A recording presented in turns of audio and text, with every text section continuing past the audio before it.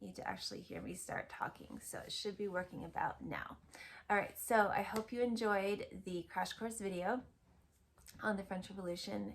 It should hopefully have backed up what you read yesterday when you read the article and answered the questions and drew the pictures to go along with it. So right now I'm going to try to categorize the French Revolution into 3 phases. All right, the first phase is called the moderate phase, or sometimes it's called the Enlightened phase, and it lasts from 1789 with the beginning of the events of the French Revolution, and it's going to go to 1792. So at this point, this is when the Estates General is meeting, and then we have the Third Estate being upset with the fact that they are not being heard, they're not being given a voice, that they only have 1 vote when they're the majority of the people of France. And so they declare themselves the National Assembly. They make the tennis court oath saying that we're going to meet until we have established a new constitution. And we call this the Enlightened phase because this is where they're going to bring in those ideas of John Locke and Rousseau, ideas of popular sovereignty. The government should be a social contract between the people and the government should be working for the benefit of the people. And then again, if the people don't like the government, or if they feel like the government is not benefiting the people have a right to overthrow that government or to change it. And so this is where we have the National Assembly being formed. They're going to write a new constitution and establish, basically they're going to take the power away from the king and establish a constitutional monarchy at this point. This is when we've got a lot of unrest starting. So even with the fact that they're using these Enlightenment ideas, it's going to cause a lot of upheaval. All right, there's going to be unrest within Paris, where you have the Bastille being stormed. People are fearful that King Louis XVI is going to use the military to crack down on them. So a lot of unrest there with the Bastille being stormed.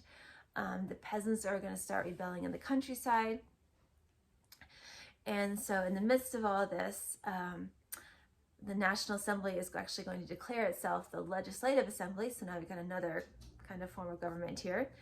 And within that Legislative Assembly, they're going to basically abolish feudalism. So now we've got a whole change in the social structure. All right, so now essentially they've eliminated the class structure that has been in France for hundreds and hundreds of years. So they've abolished feudalism. People no longer have to pay tithes to the church. They're going to establish the civil constitution of the clergy, which basically gives the people the right to choose their clergymen. It also takes away the property from the church. The Legislative Assembly is going to, again, have another constitution that is going to basically give itself the power of the king. All right, so again, the king is still there, but he's kind of more of a figurehead now. He does not have the power he once had. They're going to force Louis XVI to sign something called the Declaration of the Rights of Man. So this kind of would be France's similar document to our Declaration of Independence, little bit different ideas that are laid out. Some of them similar, some of them different. So they're going to, similar things would be freedom of religion, freedom of speech, equal rights, individual rights. They're going to basically say that the power of the monarch is given to the king by the people, that he is not king by divine right, that his power is only given to him because the people have given him that power. So that's a big change in thought. It kind of moves to where now you have citizens of a country versus subjects of a king. Okay, so that's a big change in thought and social structure within the country. So that's a big idea there. Also, we're going to have lots of political parties that are going to be formed within this Legislative Assembly. So in our country, we have 2 major political parties, and so usually within elections, a third party candidate does not get a whole lot of votes. And so the majority of the votes, of course, are going to go between the Democrats and the Republicans, right? We've seen that in the past few elections. This time it was, and sometimes it's fairly evenly split, and sometimes there's a huge majority on one side, but usually there's enough to where there is a majority. Within the French government at this point, with the Legislative Assembly, there were so many political parties that not one party had the majority. So that caused a lot of disunity among the government. You can imagine if there's like 30 different political parties, like literally 30 different political parties, there would not, you could never get a majority. So that caused a lot of division. Things are going to get even more unstable. Louis XVI is going to try to flee the country, and he's caught and forced to come back. In the midst of all of this, the Legislative Assembly feels like it would be a good thing to declare war on Austria.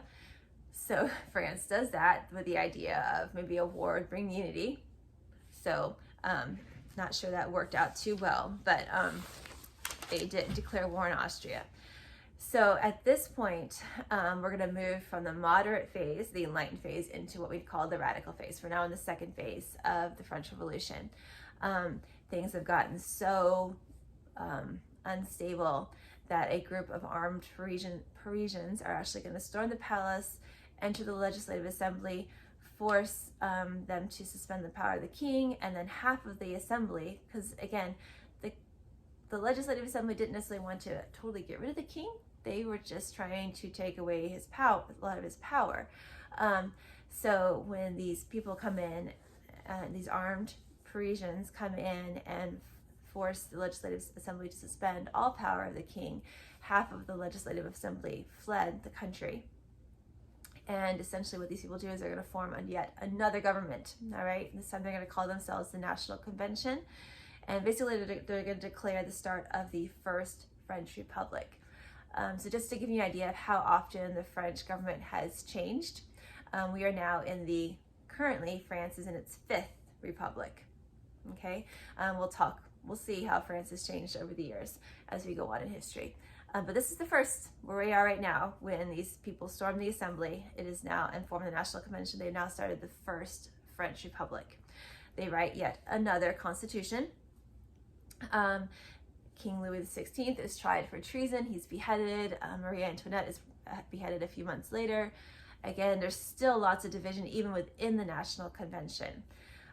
So at this point, the National Convention is going to form something called the Committee of Public Safety, COPS, Committee of Public Safety. And they are basically going to try to get rid of any opposition to the revolutionary movement, and they're going to do that with terror. And this is when we see the guillotine being used. They see this as an enlightened form of punishment. They call it an enlightened form of punishment. So they're going to use the guillotine as a tool of terror to control the people. It's led by two men, Danton and Robespierre. So those are important people to remember, Danton and Robespierre. Again, these are the leaders of France during this radical phase.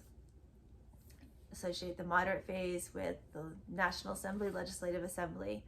Okay, this radical phase now is led by Robespierre and Danton and the Committee of Public Safety under the National Convention. During this time, basically anyone who spoke against the revolutionary leaders would have been tried for treason, and most of the time lost their heads. Tens of thousands of people were killed. They're going to try to reshape French society. They're going to establish a new calendar. They're going to try to get rid of any influence of the church. They're going to establish a 10-day work week versus a 7-day work week with an attempt to try to get rid of Sunday. Eventually, Robespierre is going to try to replace the church with his cult called the Church of Reason. So really it's a cult with this God being human reason. The National Convention really is going to rule through the Committee of Public Safety and its use of terror to keep control over the people. So essentially it becomes a dictatorship. Even though there is a constitution, they don't really abide by rules of any constitution. It's basically ruled by terror. There's no individual liberty. People live in fear constantly of, even if they think something against the revolutionary government, they might be tried for treason. There's no elections. It's basically a dictatorship. Again, the Committee for Public Safety is going to keep things in control by using terror, by using the guillotine. France is eventually going to win the war with Austria. So remember, they declared war with Austria. They're eventually going to actually win that war. At that point, things kind of settled down a little bit. And Danton, one of the leaders of the Committee of Public Safety, decides, hey, maybe we don't need to use so much terror. Maybe we should back off a little bit. When he brings this idea up to Robespierre, Robespierre sees that as an act of treason. And so Robespierre immediately has Danton and his followers executed with the guillotine. And at that point, the reign of terror actually gets worse. Okay, if you can imagine that, where they are beheading over 800 people a month. It's horrible. Finally, the people get tired of the terror. They've had enough of it, and they rise up against Robespierre, and he ends up getting executed by the guillotine. So he dies at the hand of his own instrument of terror. All right, so now we're going to enter into the third phase. Okay, now this reaction against Robespierre is called the Thermidorian reaction. It happens during the French month of Thermidor, which would be our month of July. And so this is what you call this whole reaction against the reign of terror and Robespierre, the Thermidorian reaction. It's going to last about 15 months. Basically, they're going to try to get rid of all of Robespierre's followers, try to bring the revolution back to its original ideas from the Enlightenment, with individual liberties and freedom of speech, freedom of religion, and all of that. They're going to try to bring that back. They're going to establish a new government, eventually called the Directory. And that Directory is still not going to be a great system of government. There's still a lot of unrest within it.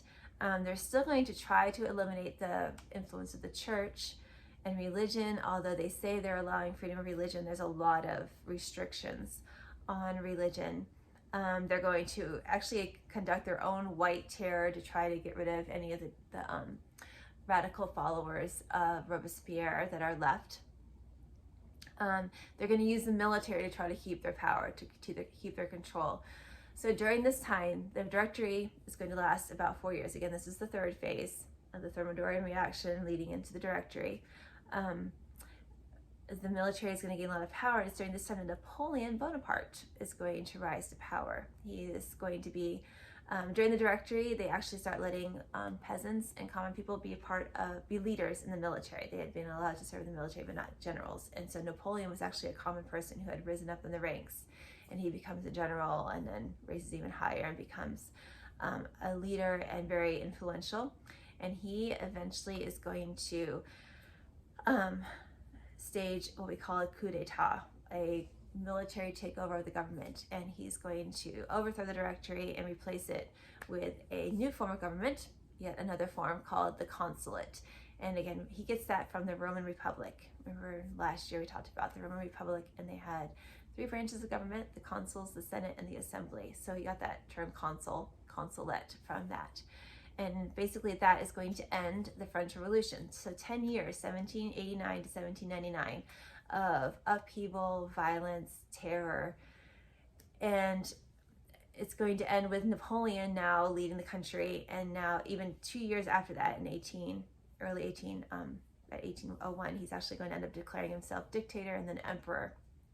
So they end up back under the control of a dictator. They start out with an absolute monarch, with all this overthrow, revolution, violence, terror, upheaval, and now they're right back under a dictator. So interesting result. A lot of the same desires as the American Revolution. They wanted to be free from a powerful leader, and yet they ended up back with one at the end. So we're going to talk about why that happened and some of the differences, again, between the American Revolution and the French Revolution tomorrow. So I hope that kind of helped, again, put the French Revolution into kind of a big picture. So those 3 phases: moderate enlightened phase with the National Assembly, Legislative Assembly, using Enlightenment ideas to try to establish a new government, and yet lots of division.